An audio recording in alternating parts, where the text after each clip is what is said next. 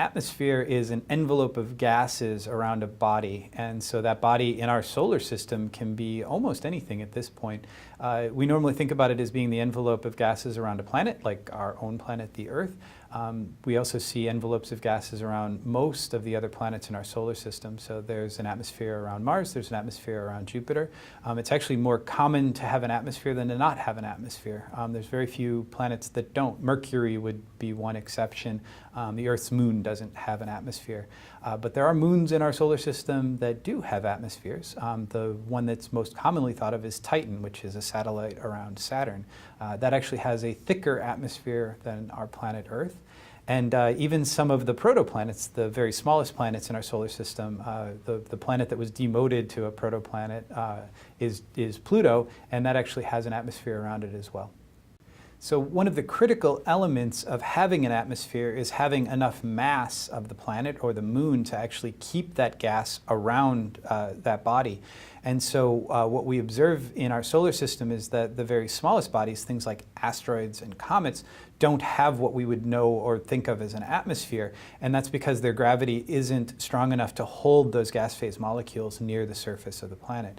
When you have larger bodies like planets like Earth size or moons the size of Titan, those planets have enough gravity that they hold molecules near the surface of the planet. This is also an interesting thing, which is that the gases that make up atmospheres actually have very different masses. So you can imagine a gas that is itself a pretty heavy molecule, and those things are held by the gravity closer to the surface of the planet. On the other hand, you can have very light gases, things like hydrogen and helium, which even when you have Earth-like gravity can escape into space. They're light enough and they are moving fast enough that they wander up towards the higher reaches of the atmosphere, and then they can actually make it into space. So depending on the mass of your body, you can actually have different atmospheres, different compositions of atmosphere, and you can even have stratification of having different molecules closer to the surface and different molecules further out from the planet, depending on that gravity and the mass of the molecule that makes up the atmosphere. There's a number of gases that make up an atmosphere in our solar system, and they vary from planet to planet. And one of the reasons for that is that the temperature of the different planets changes. In general, planets are warmer as they get closer to the sun, and they get colder as they move out from the sun. And so you can have certain substances that when it's very cold are solids. They're ices or they're liquids. But as you move closer to the sun and the temperature becomes warmer, they can find their way into the vapor phase and they can make up the atmosphere. And so there's some interesting things that this is true of. So we sort of think about liquid water on the surface of our planet, which is also a vapor and a component of our atmosphere. But if you move further out into the solar system, liquid water would never be found. It would always be frozen. It would always be trapped on the surface of the planet, and it couldn't actually make up the atmosphere. And so there's other components that are found around the different planets as well as around the satellites, the moons that have atmospheres in our solar system, that this is true of as well. And so if you look further and further out into our own solar system, you find that you have atmospheres that have different compositions. So you look at some place like Titan, where there's organics that make up a large fraction of the atmosphere, things that we would never think about being a substantial part of our atmosphere here at Earth. And they participate much like water does in our own environment. So you can have precipitation of organics just like we have precipitation of water around our planet. The other thing that's important to know is that atmospheres are not static. They don't stay exactly the same over the course of time. So the early atmosphere around Earth is not the atmosphere that we have nowadays. The very earliest atmosphere around the planets, especially the inner ones, was actually blown away when the sun gave off a large amount of radiation early in its life. This is something called the T-Tauri phase of our sun, and it takes place around most stars. And so the gas envelope, the original gas envelope around all of the inner planets was blown away when this took place very early in our solar system. And so what we have around Earth is something that a little bit of what remained after that, but also material that found its way into the atmosphere afterwards. You can think about processes like volcanism, putting material into the atmosphere in the gas phase that then remains trapped. You can think about comets bringing material in that forms this new atmosphere around the planet. There's other processes that take place to change the atmosphere over time. So Earth is a classic case because we have biology that goes on. There was very little perhaps really no oxygen in the early Earth's atmosphere. But as life forms took over and they started doing photosynthesis, they started to put out oxygen. And so there was an early rise in the amount of oxygen in our atmosphere. And of course, now it's an important component, and it's one that we should be thankful is there. Other components change over time as well. And this is known not only for Earth, but for other planets. We have evidence that Mars had a very different atmosphere earlier in its history. It was probably a warmer planet. There may have been liquid water on the surface. There was certainly more water vapor in the atmosphere of Mars at that time. It was thicker. And then over the last many millions of years, hundreds of millions of years, Mars has gone into a colder and colder and colder state, and a lot of its atmosphere from that time point has been frozen out on the surface of the planet. So it's gone from being the atmosphere to being a component of the surface. So atmospheres in general are very thin compared to the size of the planet. So if we use Earth as an example, the distance from the core to the surface of the planet is some thousands of miles, but the atmosphere itself is only some miles or tens of miles thick. And we take that distance and we can actually separate it into different layers. So instead of thinking in miles, we can think in kilometers, which scientists more often use as a unit of distance. The entirety of our atmosphere is really thought to be within about the lower 100 kilometers, roughly 60 miles of the surface. And then we can break that up into a number of layers. There's usually about 5 that we think of. The most important one to us is the troposphere, which is the lowermost layer. We talked earlier about gravity, so most of our atmosphere is held close to the planet. We have the thickest atmosphere at the surface. It's why it's harder to breathe as you go up on tall mountains. The atmosphere is becoming thinner, the pressure is going down, there's less oxygen that we're pulling into our lungs, so you can see this change in our atmosphere as you move up. Nonetheless, this lower part of our atmosphere, which is about, on average, about 10 kilometers thick, is where all of the things like weather go on. And so it's very important to us as human beings. It's where all the rain takes place, precipitation takes place. And this is where we live. The next layer up of our atmosphere, and in fact of all atmospheres, is normally called a stratosphere. In our case, it's actually still an important layer of our atmosphere. This is where ozone exists. And ozone is very important for our own planet because it absorbs the incoming radiation from the sun that would be damaging to us. So this would be like ultraviolet rays. These are things that would cause skin cancer. So the ozone layer exists in this part of the atmosphere. The second layer up, the stratosphere, this is what filters out that radiation, and that's a good thing for us. This is also, interestingly, what we worried about 20, 30 years ago, which was the destruction of ozone because of chemicals, CFCs or chlorofluorocarbons, that we were putting into the atmosphere that were catalytically destroying the ozone. You remove that ozone, you remove your filter, the thing that's taking out these damaging cosmic rays, you get much worse sunburns, and unfortunately, in some instances, you end up with things like skin cancer. These layers are believed to occur in essentially all planetary atmospheres. You can sort of delineate them into a troposphere, this lower, thicker layer of the atmosphere. And then you can think about the atmosphere changing in pressure, in structure, and so on, in temperature, as it moves upwards as it approaches space, and you can't tell anymore that there's really gas phase molecules there anymore. So the different layers have a variety of names. In the Earth's case, we have a lower layer troposphere, stratosphere, a mesosphere, thermosphere, ionosphere, and so on. And that's generally true of other planets. In a simplistic sense, we just sort of think of being a lower atmosphere, the thicker part of the atmosphere where perhaps the weather around that planet is taking place, and then a higher part of that atmosphere, which is almost a borderline between the lower atmosphere and space. There is a common thinking that atmospheres are gas phase substance, but that they bear remarkable similarities to something like a liquid, like you would have in a cup of coffee or a cup of tea.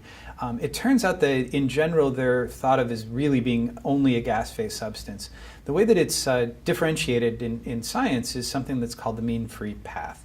And a mean free path is how far a molecule can travel before it knocks into its neighbor. So you can sort of think about a ball on a pool table. How far does that ball travel before it hits the next ball on the table? When you have a gas, the distance between those things is very large. It's many times the radius of the molecule. And so if you have a gas phase molecule, it's going to travel many, many, many times its radius before it strikes its neighbor. When you have a liquid, the neighbors are very closely packed together. So you would travel much less than your own radius before you strike your neighbor. You're essentially sitting right next to them. It's like our pool table, but it's completely covered with pool balls.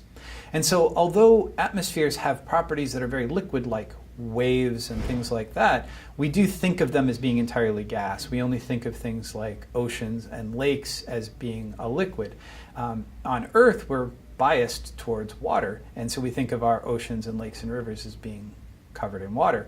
As I mentioned earlier, there are other planets and other satellites in our solar system that can have lakes and liquids that are on their surface that serve the same purpose, but that are not made out of water. And so again, Titan, the satellite around Saturn, is one classic example where it has lakes, and we have images of these beautiful lakes, and they're not water at all. They're filled with organics that at that temperature and pressure are liquid.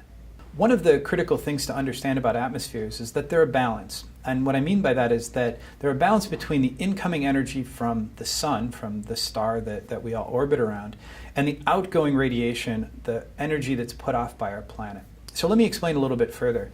The sunlight that comes in warms the planet up, but it doesn't continue to warm up and warm up and warm up. That energy has to go somewhere. And so what happens is a planet will warm up to some level, and then it will begin giving radiation back off to space. I don't mean radiation in this sense as nuclear energy. I mean radiation in the term of photons that are given off by that planet. So Earth is constantly giving off what we term long-wave radiation. It's somewhere in the infrared part of the spectrum, whereas the sun is giving off radiation predominantly in the visible part of the spectrum. That's why we can see at the wavelengths that we do. That's why we call it the visible. We can see because the sun is giving off energy at that level. So this balance ends up being very critically important for atmospheres and the weather that goes on around the planet. You have this incoming sunlight that tends to warm. You have this outgoing radiation that tends to try to cool the planet off or find some equilibrium state so it's not continuing to warm up. It's not quite that simple, because you can imagine that one side of the Earth is facing the sun and it's being warmed. The other side of the Earth is in darkness and it's cooling off. The poles are cooler than the equator. And so there's this constant transport of energy moving around the planet. So you have your sunlight coming in and trying to warm, and the planet is trying to redistribute that energy to the colder parts of the planet. It's trying to move energy towards the poles. It's trying to move energy towards the dark side. And this is what we commonly think of as weather. So this can be in the form of winds. This can be in the form of cells that set up motions in our atmosphere. This can also be in terms of convection, something that we all experience during the summertime, where the surface is warmed, air starts rising. It very often leads to cloud formation and thunderstorms and precipitation. This is all part of the weather of the planet. It's driven by that sunlight, that solar energy that's coming into the planet, and the redistribution of that to different temperatures, different pressures within the atmosphere. Since we talked about atmospheres evolving over time, a question that commonly comes up is, can we as humans do something to change atmospheres? And this actually has a term. It's called terraforming. The idea here, as the word implies, is to make something more Earth-like. And making something more Earth-like is often this idea that you change something about the atmosphere. If the planet's too cold, you warm it up. If the planet's too warm, you cool it down, and you make it more Earth-like so that people can someday inhabit that planet. And so this is not a new idea. This sounds like science fiction. It certainly is at this point, but it's not something that's science fiction from the last 10 or 20 years. It actually has an incredibly long history, and you can think of the first book involved in terraforming as not being terraforming, but Mars forming. And so War of the Worlds came out in the late 1800s from H.G. Wells, and the idea here was that these aliens, these beings from Mars, were trying to come to the Earth. They were trying to make Earth more Mars-like so that they could take it over and live there happily. So I guess we could call that Mars forming. It was sometime in the 1940s that people started authoring books and thinking about science fiction situations where we could do things like terraform other planets so that we could send colonists there. And it's sort of transferred from science fiction to science fact a little bit, because groups even like NASA are looking quite seriously at terraforming Mars. And so Mars is one of our closest neighbors in the solar system. We know that there's a considerable amount of water on the surface of Mars. It's sort of frozen in the polar caps, as well as in what would be like permafrost in the surface. And so we've asked the question of, is there something we can do to Mars' atmosphere to warm it up? Could we put a powerful greenhouse gas into the atmosphere so that the temperature of the planet would rise, the ices would melt, maybe the atmosphere would yet become thicker, you could have things like liquid water on the surface, and then people could run around happily, grow plants and things like that. Terraforming isn't as simplistic as just getting the temperature of the planet right or having something like liquid water on the surface. There's a lot more that goes into having a habitable planet than just temperature. One of the things that we talked about earlier was the ozone layer around Earth, which is a consequence of us having substantial oxygen around the planet. And so this molecule, which is O3, three oxygens bound together, is very good at filtering out this ultraviolet radiation, this very hard radiation that the sun puts out that's very damaging to us as living beings. And so if you terraform a planet, one of the things that you have to think about is, do you filter out these harmful things, not just have the temperature able to sustain a person, maybe have liquid water on the surface, but can you also have the radiation that you need or not have the radiation that you don't want taking place? And so there's really a lot that goes into terraforming. It's not simplistic as just sort of setting a knob for the temperature, the thermostat. You really have to think through all of the other things that might be involved that might be detrimental to life on the surface at the same time. And so terraforming is this concept, this idea that we're actually starting to think of how we would go about doing it. There are, of course, ethical questions about changing other planets for our uses. Shouldn't we get things straight on our planet first, and so on? At this point, we haven't attempted to do any terraforming. It's just a thought of what we could do in order to change other planets around to get them to be more Earth-like. It isn't a huge leap to go from terraforming to changes that we want to make to our own planet. And in fact, we've already changed the atmosphere of our planet. We've changed the climate of our planet. As we add things that are known greenhouse gases to our Earth's atmosphere, things like carbon dioxide, nitrous oxide, methane, we're increasing the temperature of our planet. And we've actually seen this. We have observations of this. We've had solar satellites in orbit around our planet for the last 40 years or so, a little bit longer than that in some cases. And we can measure the temperature. We see that the planet is actually warmer now than it was 40, 50, 60 years ago. And so we've actually unintentionally changed the climate of our planet by putting these greenhouse gases into the atmosphere. There are some folks that have suggested that perhaps we do things to change the climate back to where it was before we started to change the nature of our atmosphere and the climate of the planet. This is collectively termed geoengineering. And there's actually a number of scientists that have sort of rebelled against using this word. And the reason is that engineering implies a certain level of certainty, a certain level of control that's not there.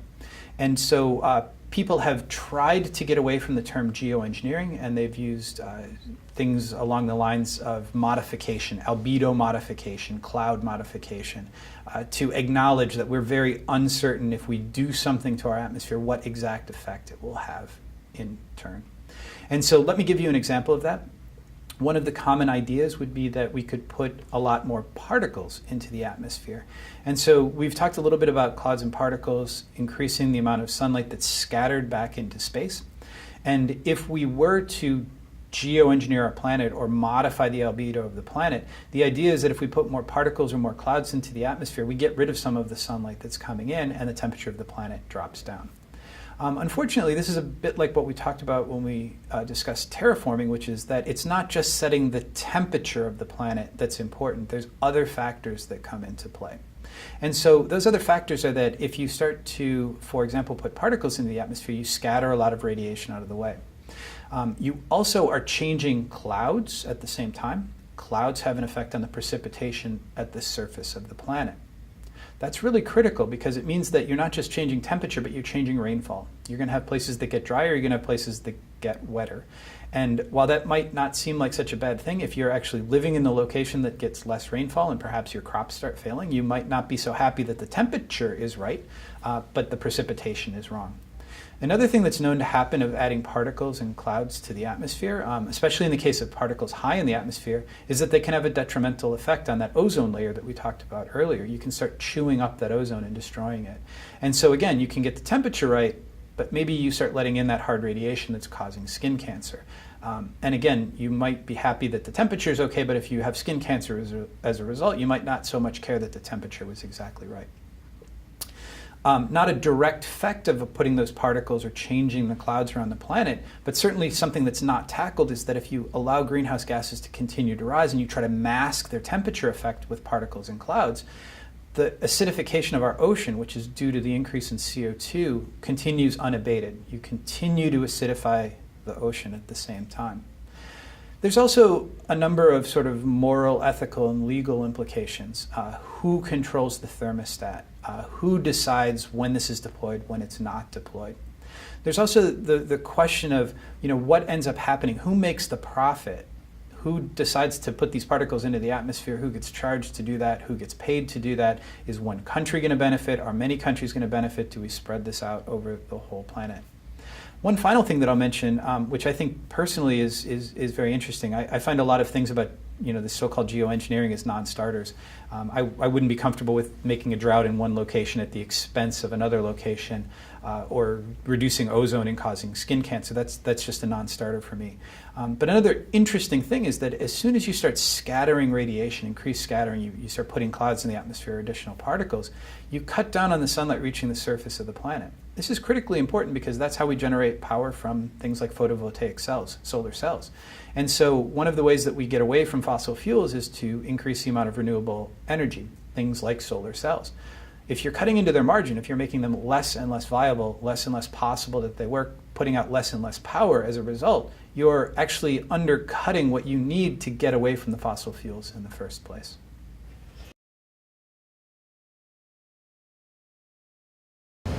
We've talked a lot about the gases that make up atmospheres, and in general we think about atmospheres as being the gas envelope that's around a planet. But one of the things that we specialize in here is studying the other components that are found in atmospheres, and these are the small particles. We usually call them aerosols that are found in atmospheres. The other thing that's quite common are particles that form clouds, liquid water clouds or ice clouds in the Earth's atmosphere. Clouds can be composed of just about anything in other atmospheres. This is an especially important topic today when you've probably seen out the window. It's rather rainy and gray out in Boston, and so this is the formation of this new phase, this condensed phase of water in our Earth's atmosphere. So particles and clouds are very important for atmospheres in that they change the radiative balance of the planet. And so what I mean by that is that we've all gone outside on a clear day and we might have a bright cloud sitting over us, and the cloud passes over the sun, and what happens? We fall into a shadow and we cool off as a result. So that cloud has gotten between us and the incoming solar radiation, and it's scattering that radiation back into space, and as a result we on the planet are cooler. This is actually happening all the time unbeknownst to us. At any one time, there's particles in the atmosphere around us, over us, above us, all the way to the upper reaches of the atmosphere. And little by little, they're scattering a little bit of that sunlight back into space. And so on average, not all of the energy that reaches the top of our atmosphere makes it to the bottom. The particles are constantly scattering that radiation back into space, and as a result, the planet is a little bit cooler for those particles being there.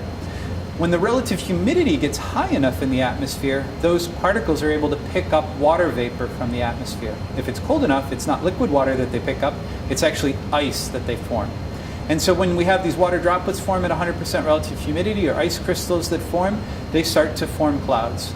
We call the liquid water clouds warm clouds or liquid clouds. The higher clouds, the ice clouds, are something that we term cirrus clouds. And these are critically important, again, in maintaining the energy balance of our planet. Clouds are very effective at scattering radiation back into space. At any one time, they cover something like 30 to 50% of the surface of our planet, 100% outside on Boston on an April day like we have today. And as a result, the planet is cooler as a result. If those clouds weren't there, the planet would be much, much warmer on average than it is right now.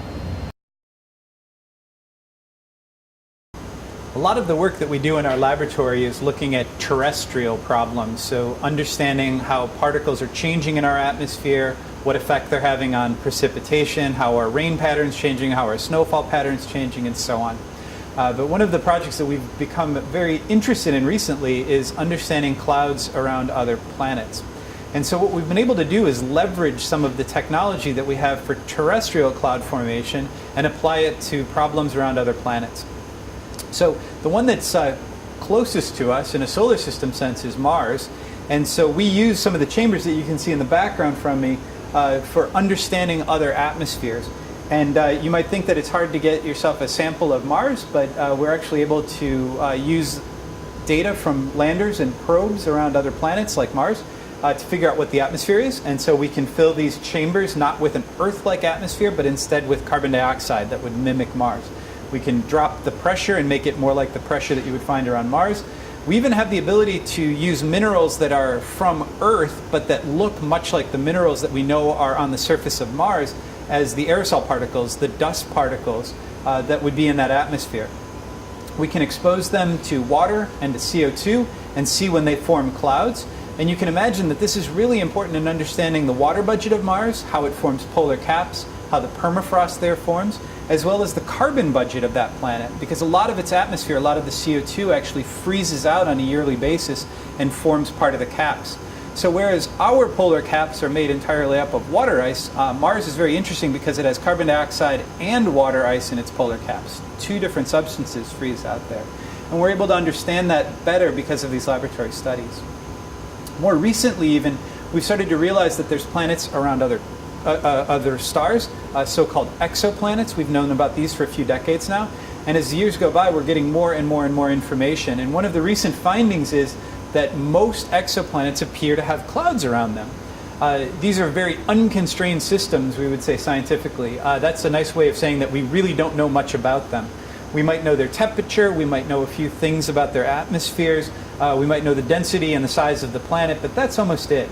And so what we've been doing here with some of these chambers is filling them up with exotic atmospheres, hydrogen atmospheres, helium atmospheres, much, much warmer, for example, than you might find in our solar system, and trying to find what materials condense under those conditions, what materials could form clouds.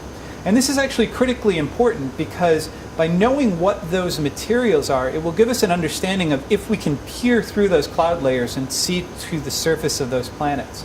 So let me give you one example. Titan, the satellite that's around Saturn in our own solar system, is covered with clouds. We're actually able to see through that atmosphere at certain wavelengths of light. So something like 1,000 nanometers, which is outside of our ability to see, is a wavelength that's able to peer through the organic clouds in Titan's atmosphere.